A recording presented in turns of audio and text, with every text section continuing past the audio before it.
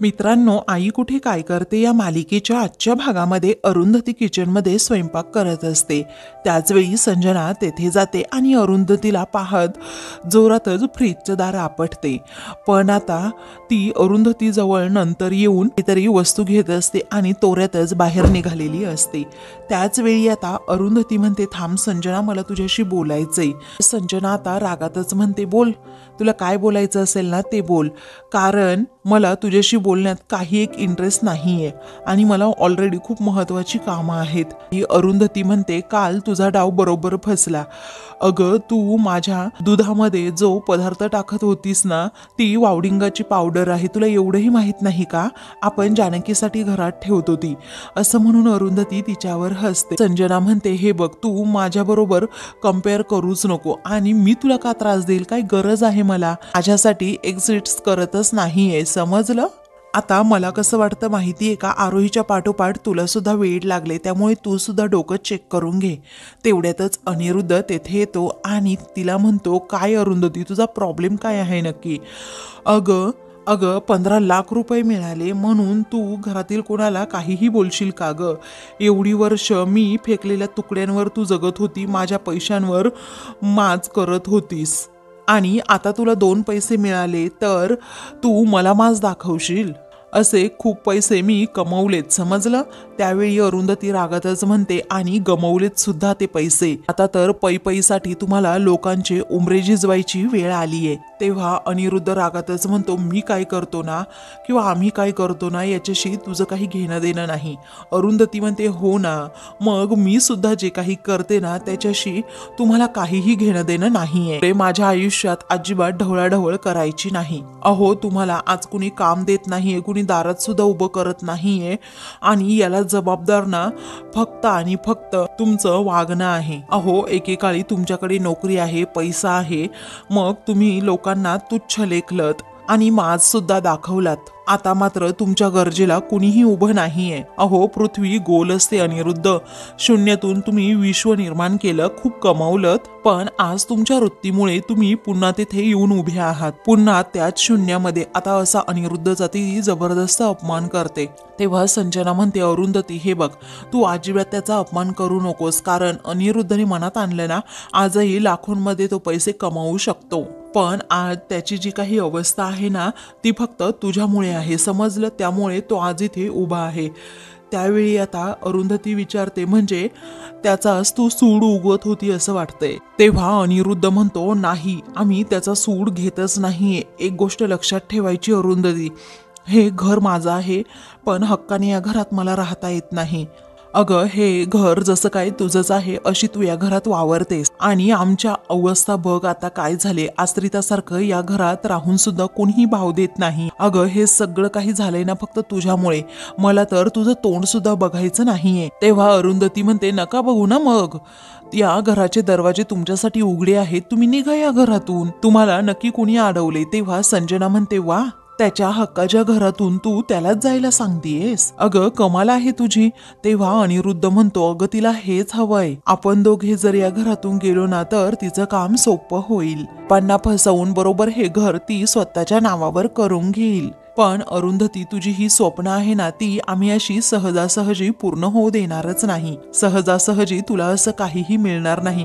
आणि तुला असं वाटत असेल ना आम्ही दोघांनी हे घर सोडून जावं, तर आम्हाला आमचा हिस्सा दे, मग आम्ही हे घर सोडून जाऊ, समजलं? तेव्हा करेक्ट आहे, आम्हाला आमचा शेअर द्या, आम्ही लगेच हे घर सोडून जाऊ, असं संजना म्हणते. अरुंधती त्यांच्याकडे पाहून हसते आणि म्हणते, आता तुम्हाला तुमचा हिस्सा दिला ना तरीही तुम्ही हे घर सोडून जाऊ शकत नाही, कारण आता तुम्ही खूप लाचार झाला आहात, कारण तुम्हाला आता सगळं काही आयतं हवंय. हे घर तर तुम्ही कधीच सोडणार नाही आणि मला हे माहित आहे. ठीक आहे, या घरात जर राहायचं असेल ना तर एक गोष्ट नेहमी लक्षात ठेवायची, माझ्या वाट्याला जायचं नाही आणि माझ्या आयुष्यात तर ढवळाढवळ अजिबात करायची नाही. आणि जर मला इथून पुढे त्रास देण्याचा प्रयत्न केला ना तर माझ्या एवढं वाईट कुणीही नाही, असं ती अगदी ठणकावूनच त्या दोघांना ताकीदच देते. यापूर्वी तुम्हा दोघांनाही तुरुंगात टाकलं आहे, पण आता मी एवढ्यावरच थांबणार नाहीये. तुम्हाला जन्मठेपेची शिक्षा कशी होईल ना याकडेच माझा पूर्ण फोकस असेल. आता अरुंधती तिने ही धमकी दिल्यानंतर मात्र दोघेही खूपच घाबरतात. तेव्हा अरुंधती आता तेथून जाते तेव्हा अनिरुद्ध रागातच म्हणतो, ही समजते कोण स्वतःला? ही काय मला आता अक्कल शिकवणार का? असं म्हणून तो किचनमध्ये असणारी सर्व भांडी आता अस्ताव्यस्त करतो. तेव्हा संजना म्हणते, अनिरुद्ध जरा शांत हो रे जरा. हे बघ मी अजिबात हिला सोडणार नाही असं अनिरुद्ध जेव्हा रागातच म्हणतो तेव्हा संजना म्हणते, हे बघ अनिरुद्ध असं काहीही वेड्यासारखं करू नकोस, मी आहे ना तुझ्या बरोबर, तू काय एवढा विचार करतोस तिचा? आता काही वेळाने संजना ही डायनिंग टेबलवर बसलेली असते तेव्हा यश आता खूपच चिडतो. आता घरातील सर्वजण हॉलमध्ये असतातच. मग आता यश तेवढ्याच रागामध्ये संजनाजवळ जात विचारतो, काय ग तुला लाज नाही वाटत का? तुझं काय चाललंय हे? हाऊ डेअर यू असं म्हणून तो आता खूपच चिडलेला असतो. घरात कुणाला काही समजत नसतं नक्की काय झालंय आता. तेव्हा आता तो म्हणतो, तुझा आवाज मी बंद करू का? बोल ना पटकन बोल. तेव्हा संजना आता काहीच न बोलता तेथून चाललेली असते. तेव्हा यश आता तेथे असणारा चाकूच घेतो आणि म्हणतो, करू का तुझा आवाज बंद करू? असं म्हणून तोही तिला आता चांगली सद्दल घडवतो. आता यशचा राग अनावर झालेला पाहून घरातील सर्वजण धावतच तेथे येतात. तेव्हा अनघा म्हणते, यश तू हे काय करतोस? मग आता संजना खूप घाबरते आणि अनिरुद्धला आवाज देत असते, प्लीज लवकर इकडे ये अनिरुद्ध. तेव्हा तो आता म्हणतो, तुझी हिम्मतच कशी झाली, बोल ना पटकन. तर आता तू हे काय करतोस असं कांचन आणि आप्पा हे दोघेही यशला म्हणत असतात. तो म्हणतो, मी घाबरतच नाही संजना तुला, तू कुणालाही बोलव पण आज मी काही तुला सोडणारच नाहीये. तेव्हा आता आप्पा यशला म्हणतात, यश तुझं डोकं फिरलंय का रे? काय चाललंय काय बाळा तुझं? सोड अगोदर तिला, तू का वेड्यासारखा वागतोस करतोस? मग आता यश रागातच म्हणतो, आप्पा मी हिला सोडणार नाही, एकतर आज मी राहीन किंवा ही राहीन, आज काय तो ना होऊनच जाऊ दे डिसिजन. मग आता आप्पा म्हणतात, सोड यश. तेव्हा संजना आता जोराजोरात अनिरुद्धला हा आवाज देत असते. तेव्हा अनिरुद्ध आता तेथे येतो आणि म्हणतो, यश तुझं डोकं फिरलं का? सोड माझ्या बायकोला अगोदर. म्हणून तो आता यशला जोराजोरात ओरडत असतो, त्याला मागे खेचण्याचा प्रयत्न करतो. मग आता कसं बसत तो आता त्या दोघांची भांडणं सोडवतो. मग आता संजना डायरेक्ट तेथे जाऊन त्या डायनिंग टेबलजवळ बसते आणि मग यशच्या सणासन अनिरुद्ध हा 5-6 कानाखाली देतो आणि म्हणतो की हिम्मत कशी झाली माझ्या बायकोला हात लावायची रे तुझी? तेव्हा आता यश म्हणतो, मग तुमच्या बायकोला सांगायचं नीट की जरा नीट वागायचं, माझ्या आईला त्रास द्यायचा नाही, समजलं? तेव्हा आता अनिरुद्ध खूप चिडलेला असतो. मग संजना मात्र रडत असते. घरातील सर्वांना आता धक्का बसलेला असतो. तेव्हा आता आप्पा म्हणतात, यश अरे असं डोकं फिरल्यासारखं का वागतोस? तेव्हा आता यश म्हणतो, अहो काय झाले काय, म्हणजे एक नंबरची नालायक बाई आहे ही, आईला वाटेल तसाही त्रास देत असते आणि मी गप्प बसून ऐकून घ्यायचं नेहमी हिचं बोलणं. तेव्हा आता संजना पुढे येते आणि म्हणते, अनिरुद्ध अरे मला ना आता याची खूप भीती वाटते. त्यावेळी आता यश म्हणतो, तू घाबरच ग मला, कारण मी ना तुला असं सोडणारच नाहीये. तेवढ्यातच अरुंधती, आरोही आणि अभि हे तिघेही आता खाली येतात आणि हे सगळं काही प्रकार पाहून त्यांना तर धक्का बसतो. पुढे आता यश पुन्हा आता एकदा संजनावर धावून जातो. त्याच वेळी आता अनिरुद्ध त्याला मागे ढकलतो आणि म्हणतो, एकदम मागे व्हायचं, अजिबात पुढे यायचं नाही. तेव्हा कांचन विचारते, अरे काय झालं यश, सांग तरी बाळा आम्हाला. तेव्हा अरुंधती म्हणते की आई मी सांगते तुम्हाला. तेव्हा आता अरुंधती सांगू लागते की कशा प्रकारे मी माझ्यासाठी दूध गरम करून ठेवलं होतं आणि माझं उद्या परवा रेकॉर्डिंग आहे फायनल. मला ते गाणं गाता येऊ नये, त्याचबरोबर ते रेकॉर्डिंग करता येऊ नये यासाठी तिने माझ्या दुधामध्ये पावडर मिक्स केली होती. माझ्या हातात एवढा मोठा प्रोजेक्ट आलाय आणि संजनाने त्यात सुद्धा बिघडवण्याचा प्रयत्न केला आणि म्हणूनच यशला खूप राग आला. आता संजनाचं हे कारस्थान सर्वांसमोर आल्यामुळे आता ती तोंडावर पडते. मग आता सर्वजण तिच्यावर भयंकर चिडलेले असतात. अरुंधती म्हणते, ती काय करत होती ना आई ते मी स्वतः पाहिलं होतं. माझ्या दुधाच्या ग्लासमध्ये ती पावडर टाकत होती आई, आणि मी स्वतःच्या डोळ्यांनी पाहिला होतं, त्यामुळे मी केलंच नाही असं ती म्हणू सुद्धा शकत नाही. तेव्हा संजना आता रागातच पुढे येत म्हणते, नाहीच केलं, कळलं तुला? आणि मी असं काहीच केलेलं नाहीये, तू खोटारडी आहेस. अगं तुला सवयच आहे मला नेहमी असं ब्लेम करायची. तू कारण शोधतीयस ना आम्हाला या घरातून बाहेर काढण्यासाठी. तेव्हा तू कारणं शोधतीयस ना, आणि हा मूर्ख मुलगा सुद्धा तुला साथ देतोय आम्हाला घरातून बाहेर काढण्यासाठी, आम्हाला त्रास देण्यासाठी. मग आता यश हा रागातच म्हणतोय, गप्प बसा तू, नाहीतर बघ आता काय करेल आणि काय नाही. तेव्हा आता संजना म्हणते, हे बघ अनिरुद्ध, बघतो सगळ्यांसमोर मला कशी धमकी देतोय. आज याने सर्वांसमोर माझ्यावर सुरा उगारलाय. आता तुम्ही सगळेजण होतात म्हणून मी वाचले, आज तुम्ही सर्वजण होतात म्हणून मी वाचले खरे, परंतु जर उद्या तुम्ही कुणी नसाल आणि त्याने मला मारलं तरीही तुम्हाला कळणार नाही. मग आता यश म्हणतो, तू मरायलाच हवी ग, तुला मी मारणारच आहे. तेव्हा आता संजना घाबरते आणि म्हणते, अनिरुद्ध अरे बघ ना तो कसा बोलतोय, कसा वागतोय तो. तेव्हा अनिरुद्ध म्हणतो, तू काळजी करू नको संजना, तुला कुणीही काही करणार नाही, मी आहे ना तुझ्याबरोबर, मग तुला कोण काय करणार, असं तो तिला आता समजावतो. आणि तुला कोणी हात जरी लावला ना तरी मी सोडणार नाही त्याला. यश म्हणतो, वा, अहो एवढं सगळं झालं तरीही तुम्ही तिची बाजू घेताय बाबा. अहो हिने 1000 वेळा आईला छळलंय तरी तुम्हाला काही वाटत नाही तिचं. पण एक गोष्ट नेहमी लक्षात ठेवायची की आईच्या बाजूने मी आहे. मी आता तुम्हाला इथे सांगतोय, माझ्यासाठी आई सर्वात जास्त महत्वाची आहे आणि इथून पुढे जर माझ्या आईला तिने त्रास दिला तर मी तिला सोडणार नाही, ही गोष्ट लक्षात ठेवायची. मग संजना घाबरण्याचं नाटक करते. तेव्हा आता अनिरुद्ध म्हणतो, अरे तू हातच लावून दाखव रे माझ्या बायकोला, नाही तुझे दोन्ही हात तोडले ना मग बघच, असं अनिरुद्ध चौताळूनच म्हणतो. तेव्हा अभि म्हणतो, बाबा अहो तुम्ही तरी शांत बसा ना, हे काय चाललंय काय तुमचं. तेव्हा संजना म्हणते, अनिरुद्ध आपण काय याच्यासारखे गुंड नाही आहोत, पण याचं ना आजकाल अतिच होत चाललंय, आपण ना ह्याची आता पोलीस कंप्लेंटच करायला हवी. तेव्हा सर्वजण आता घाबरतात, रागातच तिच्याकडे पाहतात. मग आता आप्पा म्हणतात, ए संजना मूर्खासारखं काहीही बोलू नकोस.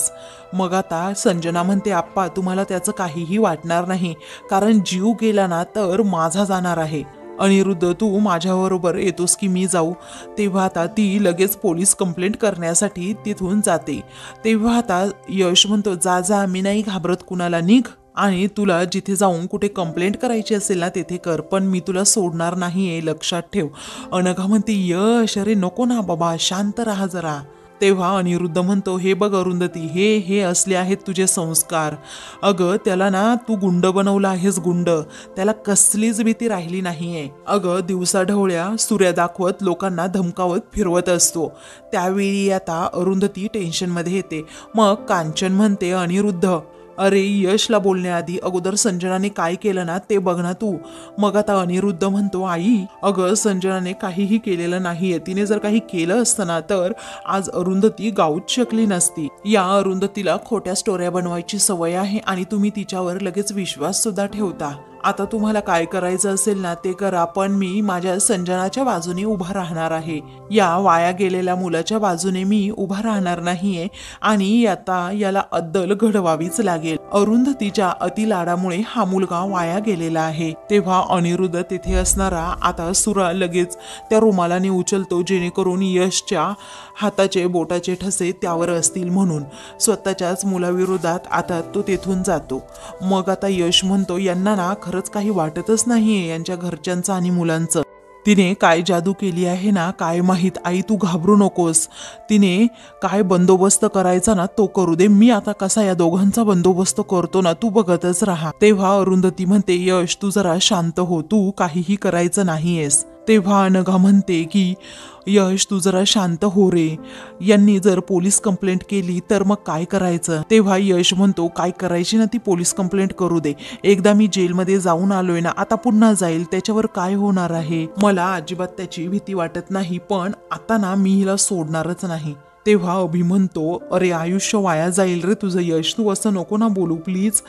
मग आता तो म्हणतो, मला त्याची पर्वाच नाहीये, पण मला ना आता हिला धडा शिकवायचाच आहे. तेव्हा आरोही आता म्हणते, यश अरे तू असा का बोलतोस, कारण तुला जर जेल झाली तर आम्ही काय करायचं आहे सांग बरं, तू असा डोक्यात राग घालून घेऊ नकोस. आरोही त्याला समजावते. मग आता यश म्हणतो की आरोही मला एक गोष्ट सांग, किती सहन करायचं, प्रत्येक गोष्टीला एक लिमिट्स असते. अगं तिने जे काही केलं ना त्यानंतर आईचा आवाज कायमचा गेला असता, तुला कळतं. आणि आईला एवढी मोठी संधी मिळते म्हटल्यानंतर लगेच तिच्यावर हे दोघेही जळायला लागले. अरुंधती आता त्याला समजावू लागते. तेव्हा तो म्हणतो, आई तू काळजी करू नको, ते पोलिसात जाता येत ना तर त्यांना जाऊ देत. मी सुद्धा आता पोलिसांना सांगणार आहे की संजनाने तुला फिजिकली हार्म करण्याचा प्रयत्न करतायत म्हणून. तेव्हा अभि म्हणतो, संजना अजून काहीतरी वाढवून सांगेल यश, त्यामुळे तू त्यांच्या नादी लागूच नको. मग आता कांचन म्हणते, अगं अगोदर तू याविषयी सांगायला हवं होतं ना ग अरुंधती. अरुंधती म्हणते, काय सांगणार आहे आई, यांचं नेहमीच काही ना काही आपलं चालूच असतं. गे किती खालच्या थराला जाऊन काम करतायत हे तर आपल्याला माहीतच आहे. त्यांना माझ्याविषयी राग आहे, ईर्ष्या आहे, त्याला आता आपण काय करणार. मग आता आप्पा म्हणतात, बरोबर आहे अरुंधती, अगं आता ते दोघेही कंगाल झाले आहेत ना. अगं त्यांच्याकडे काम सुद्धा नाही आणि तुझ्याकडे ऑलरेडी खूप काम, एवढे पैसे मिळत आहे म्हटल्यावर ते तुझ्यावर असा सूड उगवणारच ना. तेव्हा यश आता सर्वांना अलर्ट करतो की हे दोघे ना आता काही पण करू शकतात, कारण या दोघांची काही गॅरंटी देताच येत नाही. तेव्हा आरोही सुद्धा खूप घाबरते आणि म्हणते, खरंच नाही अहो, ते दोघेही खरंच खूप रागवले आहेत. मग आता आपण पुढे काय करायचं, आपण अलर्ट राहायला हवं. त्याच वेळी आता अनघा म्हणते, हो ताई आपण काहीतरी करूयात आता, कारण इथून पुढे जसजशी तुझी प्रगती होत जाईल ना तस तसं हे तुझे पाय खेचत राहणारच आहेत आणि त्यासाठी वाटेल ते करायला तयार सुद्धा होतील. अभि म्हणतो, पण मला बाबांचंच कळत नाहीये, त्यांना काही संजनाच्या चुका दिसत नाहीये का. अरुंधती म्हणते, जाऊ देत, त्यांचा अजिबात आता विषय घ्यायचा नाही.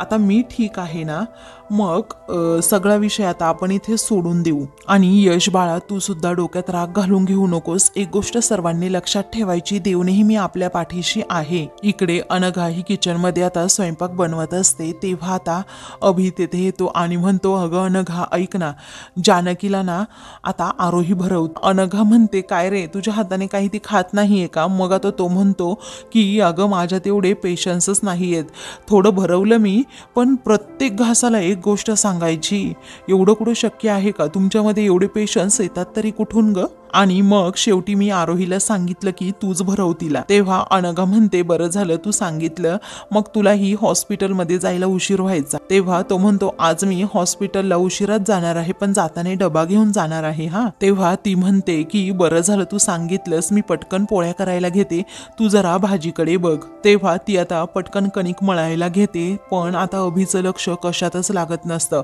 तेव्हा अनघा विचारते, काय झालं अभि, काही प्रॉब्लेम झालाय का. मग आता तो विचारतो, तुला माहितीये ना बाबा कसे आहेत, विचार डोक्यातून जातच नाहीये. तेव्हा पुढे तो सांगू लागतो, अनघा मी बाबांना लहानपणापासून बघतो, त्यांना ना सतत जिंकायला आवडतं. सकाळी जेव्हा आम्ही जॉगिंगला जायचो ना तेव्हा बाबांची सतत कुणाबरोबर तरी कॉम्पिटिशन असायचीच आणि सतत ते कुणाला तरी असं कॉम्पॅक्ट करायचेच. पण माणूस सतत जिंकू शकत नाही हे त्यांना कळायचंच नाही. त्यांना ना त्यांची हारच पचवता येत नव्हती. तेव्हा अनघा म्हणते, हो ते दिसतच आहे. अभि म्हणतो, बाबा ना सगळ्या गोष्टींमध्ये अगदी एक्सपर्ट होते, त्यांना कंपनीकडून प्रमोट केलं गेलं होतं आणि त्याच यशाची हवा त्यांच्या डोक्यात गेली. सतत समोरच्या लोकांना ते कमी लेखायला लागले, त्यांनी खूप जणांना त्यावेळी हर्ट केलं होतं. तेव्हा आता अनघा म्हणते, पण अभि हे किती वाईट आहे. मग आता अभि म्हणतो, कसं आहे ना, बाबांच्या मित्रांना त्यांनी डॉमिनेट केलं होतं आणि त्यांनी घरी येऊन सुद्धा आईला सांगितलं होतं आणि आईने 1-2 वेळा सांगण्याचा प्रयत्न केला बाबांना, पण नेहमीप्रमाणे बाबांनी ते धुडकावून लावलं. त्यांना असंच वाटत असतं की कंपनीमध्ये सर्वजण त्यांच्यावर जळतात. मग त्यांचा इगो तो बूस्ट होत गेला आणि संजनाने सुद्धा त्यांना पॅम्पर केलं. अनघा म्हणते, याचा अर्थ काय. अरे जेव्हापासून संजनाताई बाबांच्या आयुष्यात आल्या ना तेव्हापासून त्यांच्या आयुष्याची पूर्णपणे वाट लागली.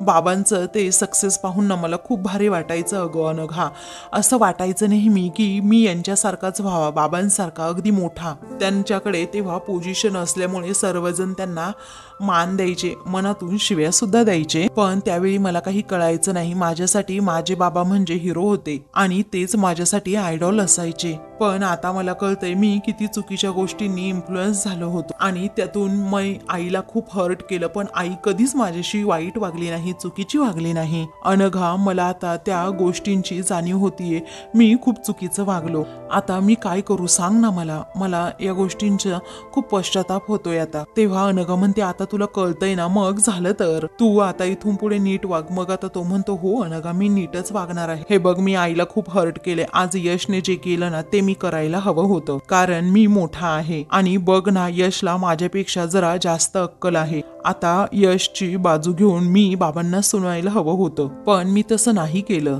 मला तशी बुद्धीच आली नाही. पण आता मी ठरवलंय, काहीही झालं तरी आईच्या बाजूने उभा राहणारच. बाबा आणि संजना आईचं आता काहीही वाकडं करू शकत नाही. मी आहे आईच्या पाठीमागे.